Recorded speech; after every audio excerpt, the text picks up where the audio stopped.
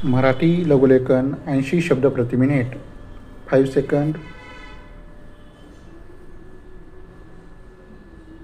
Start. हा प्रश्न सुटण्यात दिरंगाई होत आहे असा विरोधी पक्षाकडून आरोप करण्यात आला, परंतु न होता दुसऱ्या कोणत्या मार्गाने हा प्रश्न सुटू शकेल हे त्यांना सांगावयास पाहिजे होते। या बाबतीत चळवळ केली पाहिजे असे सांगण्यात आले, पण तो आमचा मार्ग नाही। मी ह्या शासनाचा प्रमुख असताना दुसऱ्या शासनाच्या विरुद्ध चळवळ करावी म्हणजे दोन राज्यातील लढाई करावी हे मान्य करणे कठीण आहे। उलट असे बोलले जाते की परकीयांचे आक्रमण होते तेथेही लढाई करू नये। कम्युनिझम हा कधी आक्रमक होऊ शकत नाही असे या लोकांचे म्हणणे आहे। मग हिंदुस्थानमध्ये हा धोका का पत्करावा? आम्ही सर्व एकाच देशाचे नागरिक आहेत आणि एकमेकांच्या खांद्याला खांदा लावून भारताच्या स्वातंत्र्यासाठी लढलो आहोत।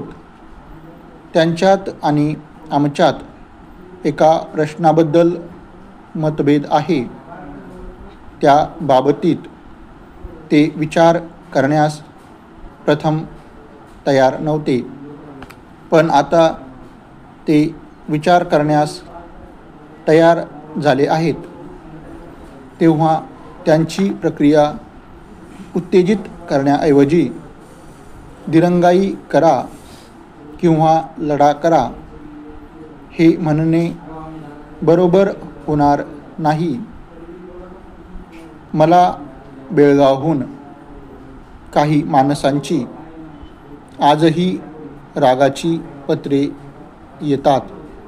याबाबतीत दिरंगाई होते असे त्यांनी म्हटले तर मी समजू शकतो, परंतु राजकीय नेते दिरंगाई होते असे म्हणतात तेव्हा त्यांच्यावर जिम्मेदारी येते।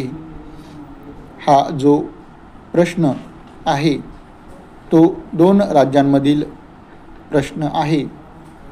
आपल्याला माहीत आहे की दोन राज्यांमध्ये ज्यावेळी मतभेदाचा प्रश्न निर्माण होतो त्यावेळी अंतिम शक्ती कोणती वापरावयाची हा धोरणाचा प्रश्न आहे।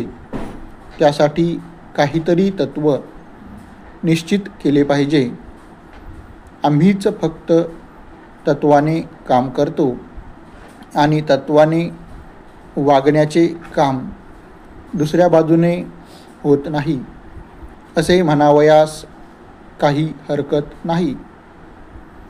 तत्त्वाप्रमाणे वागताना दोन राज्यांमध्ये जे प्रश्न निर्माण होतात ते समझोत्याने, तडजोडीने किंवा जास्तीत जास्त न्यायालयामार्फत सोडविणे हाच मार्ग आहे।